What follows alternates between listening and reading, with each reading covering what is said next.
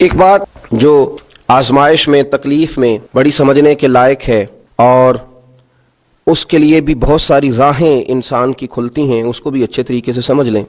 کئی دفعہ زندگی میں ایسا ہوتا ہے کہ انسان پر مشکلات آتی ہیں تو وہ کوئی سبب اختیار کرتا ہے، کوئی تدبیر کرتا ہے تو اللہ اس کے لیے آسانی فرما دیتا ہے۔ بیمار ہونے والے نے دوا استعمال کی، مناسب پرہیز کیا، اللہ نے شفا عطا فرما دی۔ کسی جگہ کسی منزل پر سفر کرنے والے کسی شخص نے گاڑی حاصل کر لی، صحیح رستے کا آغاز کیا اور وقت پر سفر شروع کیا تو اس کی منزل آ گئی۔ بہت سارے انسان کو دنیا میں مشکلات کا سامنا ہوتا ہے، وہ اس کے لیے جب تیاری کرتا ہے، اسباب اختیار کرتا ہے،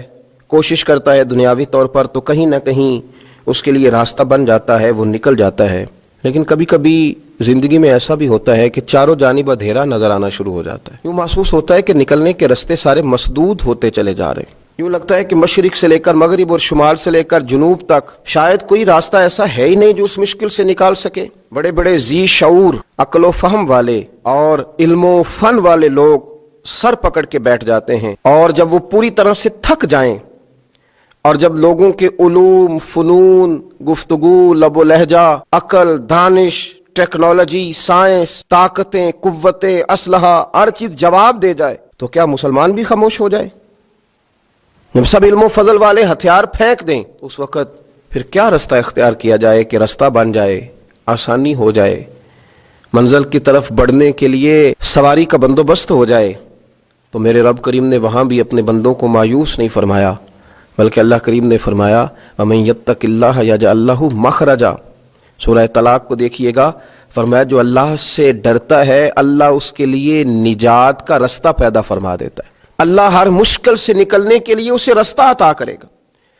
اب جب سارے رستے مسدود ہو جائیں گے تو پھر مسلمان کون سا رستہ اختیار کرے گا؟ وہ استغفار کا رستہ ہے، وہ توبہ کا رستہ ہے، وہ اللہ کی بارگاہ میں حاضری کا رستہ ہے۔ وہ پھر اس کے حضور عرض کرے گا کہ مالک ہم تو تھک گئے، پر تجھے نہ نیند آتی ہے نہ اونگ آتی ہے، تو رحمت فرما۔ پھر لوگ استغفار کریں گے، پھر اس کی بارگاہ میں حاضری دیں گے، پھر اس کو منائیں گے، اور جب استغفار کا رستہ اختیار کیا جائے گا تو رب فرماتا ہے یجعل اللہ مخرجا، میں ہر مشکل سے نکلنے کا رستہ عطا کروں گا، وَيَرْزُقْهُ مِنْ حَيْثُ لَا يَحْتَسِبُ، اور تمہیں وہاں سے روزی دوں گا کہ تمہارا گمان بھی نہیں ہوگا، تم نے سوچا بھی نہیں ہوگا۔ حضرت ابن عباس رضی اللہ تعالیٰ عنہ بیان فرماتے ہیں کہ نبی پاک صلی اللہ علیہ وسلم نے فرمایا جس نے استغفار کو لازم پکڑ لیا، جس نے اپنے اوپر لاگو کر لیا کہ مجھے اب استغفار کرنا ہے، مجھے اپنے رب سے بخشش مانگنی ہے، جس نے استغفار کو لازم پکڑ لیا،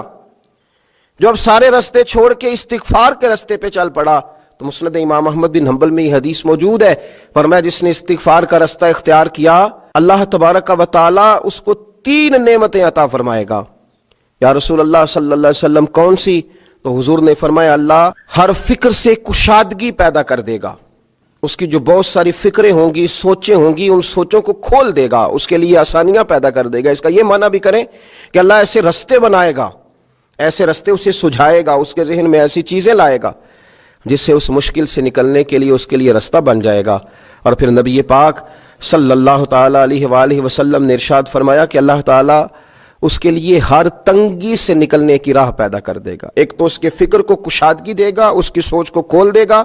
ایک ہر تنگی سے نکلنے کے لیے رستہ بنائے گا۔ جب گھٹن ہو چکی ہوگی، اندھیرا چھا چکا ہوگا،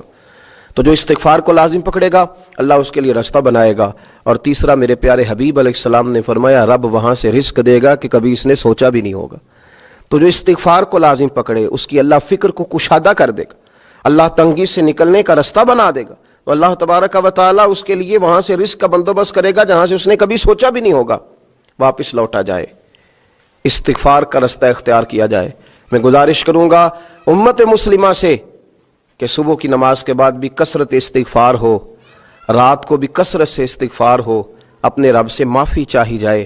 جب بندہ استغفار کرتا ہے تو مالک پھر رحمت کی برکھا برساتا ہے، پھر وہ کرم کے بادل برساتا ہے، پھر وہ آسانی کرتا ہے۔ امید ہے کہ جب ہم جیسے گناہگار ندامت کے آنسو بہائیں گے تو عرش کا مالک رحمتوں کے دروازے کھول دے گا۔ اللہ سمجھنے کی توفیق عطا فرمائے۔